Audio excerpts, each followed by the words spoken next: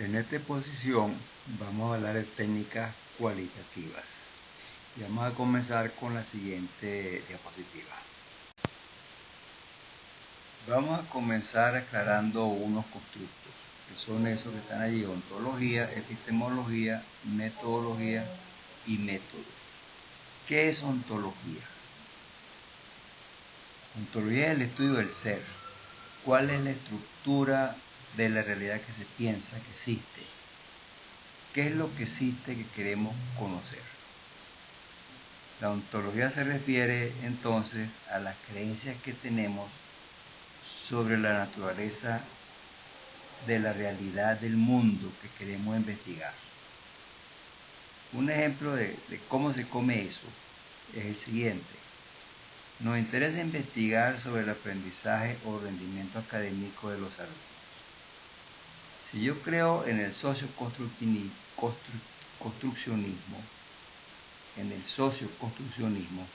si yo creo que eso es real, entonces mi interés o atención investigativa va a estar más al lado de los estudiantes que del docente. Pero si mi ontología me dice que lo que decide los aprendizajes es el proceso de enseñanza, entonces mi atención va a estar más al lado del docente que de los alumnos. Y abajo vemos que dice que la ontología precede a la epistemología. ¿Qué es epistemología? Ahí lo tiene: el estudio de la naturaleza del conocimiento y la validez del mismo.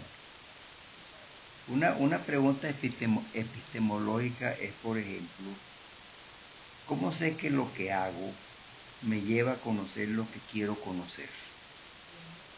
¿Bajo qué condiciones puedo decir que lo que estoy conociendo es válido? ¿O cuáles son las bases o evidencias que sustentan el conocimiento que estoy construyendo o encontrando o descubriendo?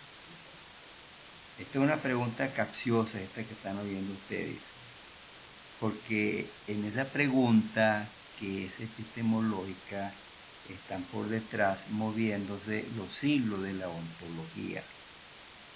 Si mi posición ontológica, es la creencia que yo construyo los datos que me llevan a un conocimiento, eso decidirá cómo va a ser mi epistemología. Por eso se dice que la ontología precede a la epistemología. Y esto a su vez nos indica que ambos constructos, ontología y epistemología, son dos constructos inseparables, unidos. Son como las dos caras de una misma moneda. Por eso, para mí, un problema muy frecuente en la investigación cualitativa es querer hacer una investigación cualitativa, pero sin salirnos de una ontología realista, de una ontología que pregona que la realidad es independiente del investigador, del ente conocente. La epistemología, a su vez, justifica la metodología. ¿Y qué entendemos por metodología? Es la teoría y descripción de cómo realizar la investigación. Es el análisis de los supuestos y procedimientos aplicados a la investigación. Cuando uno está elaborando la metodología, lo que uno está haciendo es el diseño del proyecto. Allí se van a encontrar las decisiones de cuál o cuáles métodos se van a usar, cómo los piensa usar, qué y cómo se va a analizar la data encontrada, etcétera, etcétera. La metodología entonces es lo que aparece allí: la descripción y justificación del método o método. ¿Y qué entendemos por método?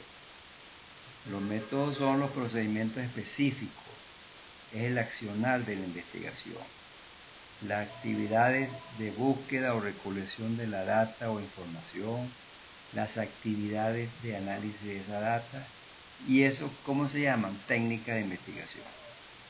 Aquí el cambio que estamos viendo de lo que por tradición entendemos es que los métodos son sencillamente las técnicas de investigación.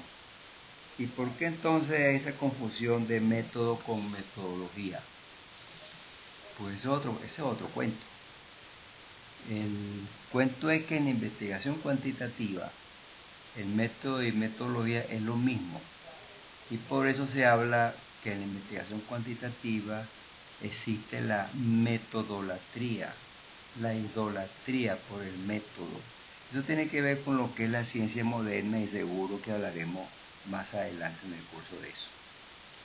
Entonces, porque la verdad es que en cualquier revista científica, cuando uno lee un artículo cualquiera, lo común encontrar en ese artículo es que la estructura es introducción, método, resultado o discusión y referencia.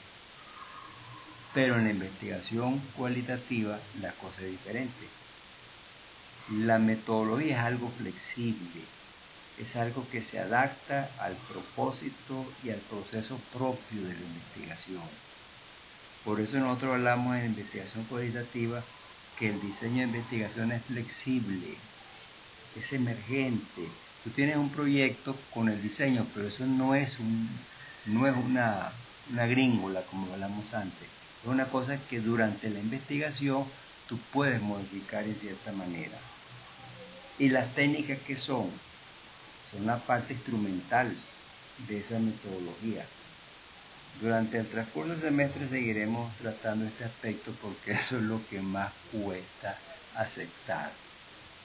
Que nos olvidemos de lo que es método y hablemos de metodología.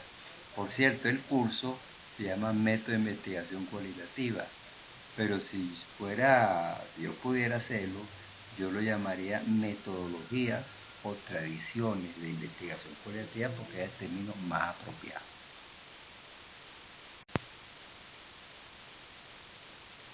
Aquí está el ejemplo de lo que vimos antes, de la diapositiva anterior, el ejemplo de la relación que hay entre ontología, epistemología, perspectiva teórica, metodología y método. Esto es tomado de un libro de un autor que se llama Crotty, del año 98. Y al lado, a la derecha, está la ontología, es una realidad co-construida, ya le hemos hablado. La epistemología constructivista, también se puede decir naturalista, también se puede decir interpretativa. Perspectiva teórica, él mete eso entre metodología y epistemología. Él dice que es para él no es fácil. Hay como un espacio vacío entre la epistemología para llegar a la metodología. Él dice entonces que hace falta como un aspecto intermedio a discutir, que es la perspectiva teórica, que allí la tenemos nosotros al lado derecho, que es el interaccionismo simbólico. Eso es él, porque la mayoría de los autores, esa perspectiva teórica está dentro de la epistemología. La epistemología es teoría y esa perspectiva teórica está dentro de la epistemología. Para Crotty, él prefiere separarla. Eso es cuestión de gusto. Luego viene la metodología. La etnografía es una metodología. Yo también la llamo una tradición de investigación cualitativa. Algunos la llaman enfoque también. Eso depende de que lo vemos más adelante. Cuando veamos etnografía veremos eso y las demás tradiciones, las demás metodologías cualitativas. Y el método, ¿cuál es el método? Observación participante, entrevista, y hay muchas otras más técnicas, pero esas son las dos quizás más importantes para la etnografía: observación participante y entrevista. Entonces, el método, ¿qué son? Técnicas. El método son técnicas.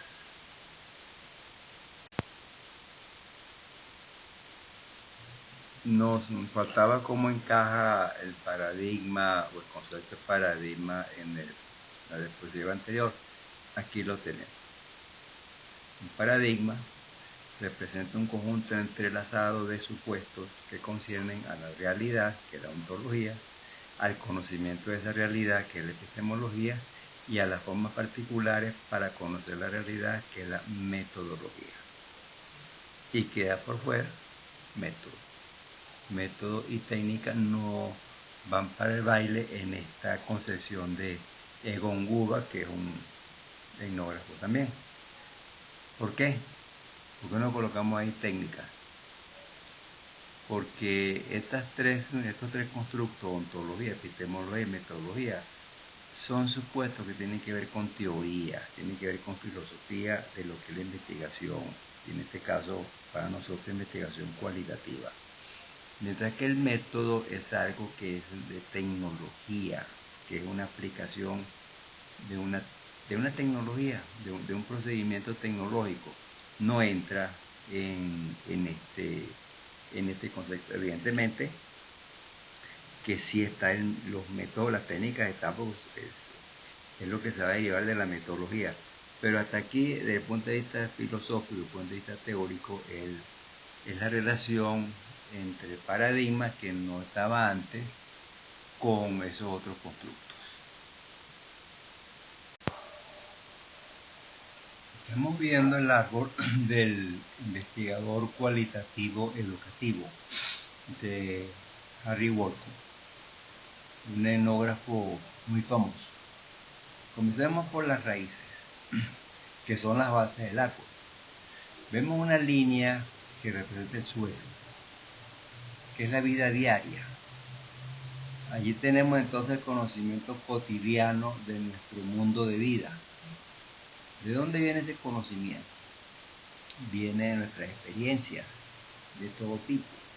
Lo que hemos visto, lo que hemos oído, leído, lo que nos hemos preguntado nosotros mismos, lo que le hemos preguntado a nuestros amigos, a nuestros congéneres, a lo largo del tiempo, desde el momento que nacemos. Esas son las raíces de nuestro conocimiento cotidiano y también, yo diría, profesional común y corriente. Desde el punto de vista del conocimiento cualitativo, en la investigación educativa, esas raíces van a cambiar en su terminología y en su naturaleza.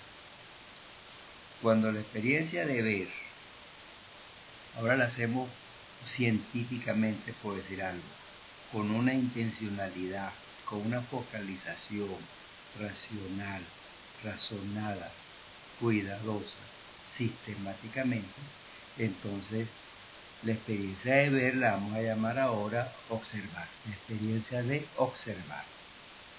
Cuando la experiencia de leer la hacemos ahora de forma analítica, comparativa, hermenéuticamente, entonces lo llamamos análisis cualitativo de documentos.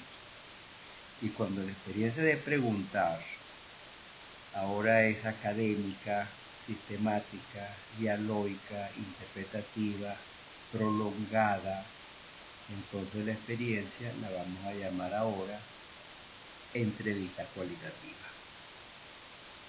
Entonces lo que tenemos aquí es que las raíces de todo el conocimiento de la investigación cualitativa en educación, yo diría en general, proviene de tres técnicas básicas. Hay otras más, pero estas son las tres técnicas básicas, que son observación, entrevista y análisis de documentos. Ahora vamos a treparnos al árbol. Vamos a subirnos al árbol, lo veo muy frondoso, con ramas gruesas y delgadas. ¿Hasta qué altura piensa llegar? ¿En cuál rama quieres alcanzar? Esas decisiones, Wolko dice que depende de tu posicionamiento estratégico para iniciar tu investigación. Entonces, según la rama que nos guste, estaremos dándole más importancia a una técnica sobre otra. Si nos vamos por el lado izquierdo, vemos un tronco secundario con el nombre de etnografía. Y al lado derecho de ese tronco hay una rama que se llama microetnografía. Mi tesis la hice en esa ramita. Vemos que la etnografía es parte de una serie de estrategias de observación participante. Y más abajo, al lado derecho del árbol, hay como un tronco secundario que se divide en ramas. ramas que son historia oral, biografía, etcétera, que se basan en la técnica de entrevista cualitativa. Vemos que hay ramas delgadas en la periferia del árbol, como es de esperar, pues son raíces frágiles. Así es el árbol cualitativo como cualquier otro árbol representativo de cualquier tipo de conocimiento. Unas disciplinas o formas de investigar que son seguras porque están bien conformadas, otras disciplinas marginales que son las ramitas delgadas, que radizan, que si tú te acomodas en una de ellas, puedes caer. Wolcott nos advierte que si no somos expertos en encaramarnos y no tenemos idea de la resistencia de la rama, no nos metamos en ese sitio, porque o nos caemos de un solo golpe o nos vemos un lío para bajarnos. Pero hay una cosa que no podemos olvidar. Ese árbol fue diseñado en 1992, como está la fecha arriba. Han pasado más de 25 años. Muchas de esas ramitas ahora, pues seguro que son gruesas. Y han nacido otras. Arriba hay una ramita que hace 25 años era delgada. Si la ven bien, se llama Conversation Analysis, análisis de conversación. Hoy día esa ramita es gruesa. Y a lo mejor de ella se han formado otras ramitas jóvenes que no estaban para ese momento. Entonces, lo que hemos dicho, hay como esas ramitas pequeñas van a representar comunidades pequeñas de investigadores tratando de agrandarse para convertirse en metodologías y en estrategias más seguras, por decir algo. Y así la investigación, y ese pues me gusta porque es un árbol que uno ve toda la disciplina y la forma como las estrategias, estas técnicas se fusionan para dar la base para diferentes metodologías de investigación. Ok. Aquí están las 5 tradiciones que vamos a ver en el curso: etnografía y las demás. Crotty las llama metodologías, otro autor que se llama Creswell en un primer libro la llamó tradiciones y actualmente la llama enfoques. La diferencia pues es muy poca entre ellos, son muy similares. A mí me gusta el término enfoque porque el término approach es menos comprometedor en la rigurosidad de la investigación cualitativa. Nosotros somos docentes, no somos especialistas en ninguna de esas tradiciones, somos docentes que nos estamos iniciando en la investigación, entonces yo prefiero, cuando estoy haciendo un proyecto, colocarme investigaciones cualitativas bajo un enfoque de investigación-acción o bajo un enfoque de investigación narrativa. Con eso pues no me comprometo a encaramarme en una de esas ramitas pequeñitas del árbol de Wolcott y caer. Lo otro que está aquí, que lo que quiero relacionar es, ya lo vimos en parte, es con las técnicas. La etnografía y la investigación-acción, la base de la información para eso es fundamentalmente la observación participante. Y la investigación narrativa, su nombre lo dice, la hermenéutica y la teoría fundamentada, la base de la data para esas tradiciones o esa metodología es la entrevista cualitativa. Pasamos ahora a la siguiente transparencia. Comienzo con una fábula que la tomé prestada de un libro de un autor Patton, que el libro es sobre evaluación cualitativa. Este es más o menos el tópico del libro. Hay una pagoda en una montaña alta donde está el sabio de sabios con sus niños alumnos que se están convirtiendo en monjes. Entonces él le dice a los niños: ustedes tienen que ir a una biblioteca, esa es la primera etapa, y leer todo lo que existe en ella sobre la vida para que aprendan. Se van los niños a la biblioteca, pasan alrededor de 4 años leyendo y después regresan hasta el sabio entre sabios. Oh gran sabio, ya hemos leído todo lo que existe sobre conocimiento. Ya tenemos todo el conocimiento leído. Muy bien, le dice el sabio. Ahora la segunda etapa, ustedes se van a la ciudad y a los pueblos a ver lo que la gente hace. Y pasen un tiempo y me vienen y me cuentan. Los niños se van a los pueblos, pasan como 4 años, regresan a la pagoda, se reúnen con el sabio y le cuentan lo que vieron, todo lo que ellos vieron. Y un niñito que estaba allí se queda callado y no decía nada. Entonces el sabio le dice, ¿y tú por qué no me cuentas lo que aprendiste? Y el niño le dice, es que yo vi todo lo que vieron mis compañeros, pero yo no sé por qué hacen eso. Yo tengo una gran cantidad de dudas. Vi a la gente, vi a las mujeres atendiendo a los niños, la llevaban a la escuela, lo que comían, lo que compraban, lo que hacían la gente, la división de trabajo. Todo eso lo vi, pero tengo dudas. ¿Por qué hacen eso? Entonces el sabio entre sabios dice, ajá, esa es la tercera etapa y la más importante. Ahora van a regresar a la ciudad y a los pueblos y van a convivir con la gente y van a preguntar lo que hacen. ¿Y eso qué es? Observación participante. Entonces, en esa fábula están las 3 cosas que uno tiene que hacer para hacer investigación cualitativa. Leer lo que hay sobre el tema, observar primero a la gente sin preguntar, sin observarla, para que ellos se acostumbren a ti y tú te acostumbres a ellos, y luego si entras en la verdadera observación participante a preguntar lo que hacen. Ok. Y aquí tenemos las razones de ser de la observación participante. Para dar respuesta a preguntas como ¿qué está sucediendo específicamente en la acción social que ocurre en este sitio en particular?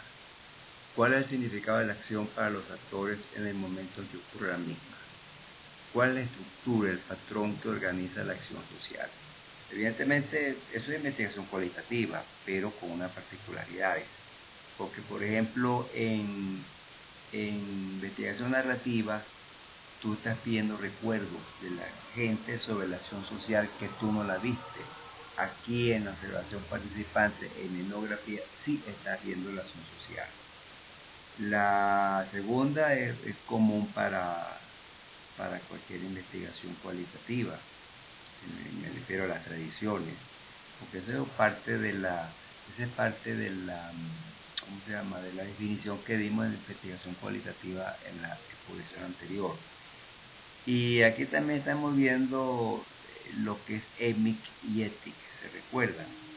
Si yo me quedo preguntando únicamente sobre el significado de la acción a las personas que hicieron esa acción y mi trabajo se remite a eso, pues yo estoy un poquito más en la función EMIC del investigador. Pero si yo voy a la de abajo, cuál es la estructura, el patrón que organiza, yo estoy teorizando, entonces estoy en la función ETIC. Hay una gradación entre EMIC y ETIC, entre descripción e interpretación. No es que sean dicotómicas, hay un grado. ¿Cuál es ese? No es fácil de explicarlo, pero hay una gradación. Tú puedes irte un poco más a la descripción, tú puedes irte un poco más a la interpretación. En el caso actual, como yo he dicho en la investigación cualitativa, lo que interesa más es la interpretación, la responsabilidad del investigador social en eso. El proceso de la observación participante es un gradiente. A veces uno está en el lado izquierdo y únicamente actúa como observador. Eso se hace generalmente cuando uno entra o está comenzando haciendo la investigación. Y en el lado derecho al final, al extremo derecho, pues está el participante. Pero se olvida de la función de la investigación, que es observación participante, averiguar lo que está pasando en un sitio. Entonces lo que nos interesa es la parte media, observador participante o participante observador. Eso es cuestión de gusto, uno la llamamos observación participante. Pero hay también el participante observador, que muchas veces es alguien que es interno al grupo y entonces como un nativo que se convierte en observador. Ahora, ¿qué es participar? Participar es preguntar de la vida cotidiana de la gente, ayudarles en su trabajo, en sus labores cotidianas. Por ejemplo, el caso de un docente que vaya a hacer observación participante en un aula de otro docente, pues por lo general para ganarse la confianza y para realmente hacer la observación que le interesa, él tiene que ayudar al profesor, generalmente se convierte en un co-docente, trabaja con los alumnos. Ese trabajo lo hice yo en mi tesis de doctorado. Hay también el caso, por ejemplo, de una alumna que yo tuve que quería conocer el origen de cómo funcionaba la cultura de un barrio. Entonces ella entró al barrio, se hizo amiga de una de las señoras mayores del barrio, una de las fundadoras prácticamente. Iba 3 veces, 4 veces a la semana a pasar un tiempo con la señora, a hablar, a conversar, a hacerse amiga, a ayudarle a hacer las tareas que la señora hacía, de almuerzo, de tomar café, de hacer visitas, de acompañarla a hacer mercado. Y de esa manera la señora se convirtió en lo que se llama el portero o la portera, le abrió el espacio para conocer a otros. Y eso se llama a su vez también muestreo bola de nieve. Esa persona le enseña, la hizo amiga de otras personas y ella entonces conformó un grupo que es el grupo que ella trabajaba desde el punto de vista de observación participante. Pero participar también es, por ejemplo, ese intercambio que hay de pregunteo, de respuestas entre el investigador y los investigados. No es neutral, eso no es objetivo, es subjetivo. Y en ese intercambio, de ese pregunteo y esa respuesta, se establece una especie de rapport entre el investigador y los participantes, los actores sociales, y entonces ambos cambian las percepciones del investigador y cambian las percepciones también de los actores sociales sobre las acciones que le interesan al observador. Así que la cosa es de esa manera, es muy, muy atractivo y es la única manera de conocer a la gente. Acuérdense del cuentico del sabio de los sabios con los alumnos. Y estas son las características, yo diría, de cualquier investigador, sea investigador cuantitativo o cualitativo, vaya a ser observación participante o vaya a hacer entrevistas. Tiene que ser honesto, tener honestidad con las personas con las que va a trabajar, explicarles qué es lo que quieren, a lo mejor no de un inicio, pero sí después que los conozca un poco, porque van a preguntar, ¿qué hace usted aquí? Entonces, hay algunas investigaciones etnográficas y otros tipos que son encubiertas. El investigador oculta su intencionalidad. El caso nuestro, como docentes que vamos a trabajar generalmente con alumnos o con colegas, pues yo no creo que eso sea lo adecuado.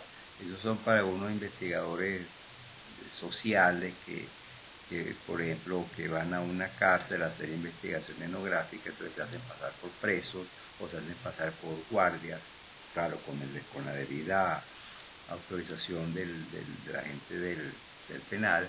Entonces hacen investigaciones encubiertas, tipo espía. Pero en el caso nuestro yo creo que decirle, porque nosotros no hacemos ese tipo de investigación, de ser honesto, tener empatía es fundamental, porque eso es lo que te permite el acceso a la gente, que te acepte como persona, como tales, respetuoso, humilde, ser sincero, ser autorreflexivo, que ya lo he dicho varias veces, y tener curiosidad. Si tú no eres curioso para hacer investigación, difícilmente vas a hacer una investigación de calidad. La curiosidad es fundamental y todo eso siempre se ha dicho. Toda investigación comienza por ser curioso. Ok, con eso creo que cubrimos esto, no hablamos más porque esto es, como repito, esto es igual para todo el mundo. Nota de campo. También se conoce como diario de campo, pero prefiero el nombre de nota de campo por lo que están viendo abajo. Nota de campo es el registro de lo observado, y hago énfasis en esto. Una observación sin su correspondiente nota de campo no es observación. Supón que pasa una hora en un proceso de observación de un aula o en una reunión de padres y representantes, o de cualquier otro evento de tu interés. En esa hora ocurrirán muchas cosas que te llamaron la atención, según tu propósito y pregunta de investigación. Si no las registras, ¿qué haces? Tu memoria no es un pendrive. Lo recomendable es tratar de hacer el registro lo más pronto posible, que no te vayas a la cama sin elaborar esa nota de campo. Vemos que hay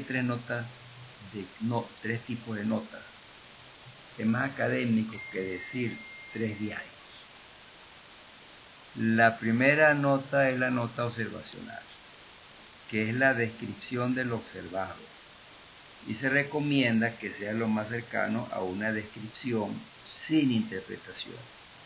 Pero esto que digo nos regresa a la paradoja esa que vimos la vez pasada de Menón y Sócrates, y nos regresa y nos lleva a un problema existencial en la investigación cualitativa, que es el papel de la teoría en esa investigación. Si quieres describir lo más cercano o fiel, pongo entre paréntesis fiel, a las acciones observadas, debes como dejar de lado la teoría, ya que hemos dicho que toda observación está cargada de teoría.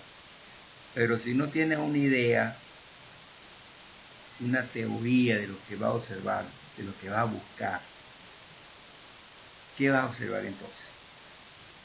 Ahora, ¿cómo se resuelve eso? Pues tienes que olvidarte de que las cosas son siempre blanco o negro.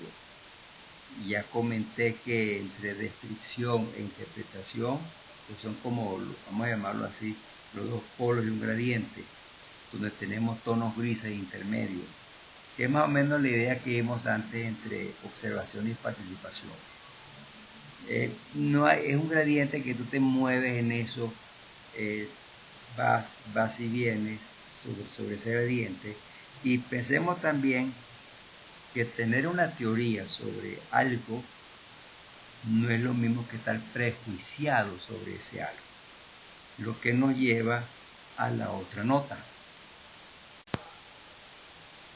La nota teórica es la posible explicación de lo observado. En esta nota entra tu intuición, lo que llaman sensibilidad teórica, y entra lo que has leído relacionado con el tipo de eventos o acciones que te interesa conocer. Pero aclaro, no es que para elaborar esa nota necesitas hacer una revisión de la literatura, eso ya lo hiciste para el proyecto, pero quizá en el transcurso del tiempo ya estás investigando, has leído algo reciente, perfecto. Eso te ayudó a encontrar más o menos una posible interpretación de lo que has estado observando, y seguro que eso te lleva entonces a planificar la siguiente observación para ir tratando de confirmar lo que estás pensando sobre esos eventos. Esa planificación es la nota metodológica, lo que te lleva a focalizar futuras observaciones. Preguntas que debes hacer, reunirte a solas con un participante para conversar sobre un evento. Si vas al aula, ahora vas a tratar de observar con más atención algo que puede repetirse, y de esa manera puedes ir confirmando o eliminando esa posible interpretación. Ahora bien, estas tres notas son en realidad una nota de campo. Regreso a la nota observacional para aclarar esto. Vamos a suponer que hayas programado que ibas tres veces a la semana entre 9 a 12 al sitio donde están tus informantes.